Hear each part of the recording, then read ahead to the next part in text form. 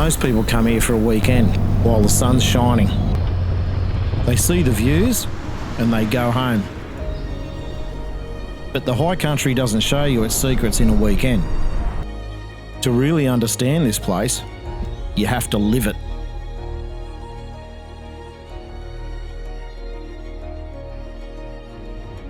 We spent 250 days in the clouds. Through the dusts of March to the freeze of winter, from the deepest valleys to the highest peaks. This is the story of our season on the edge.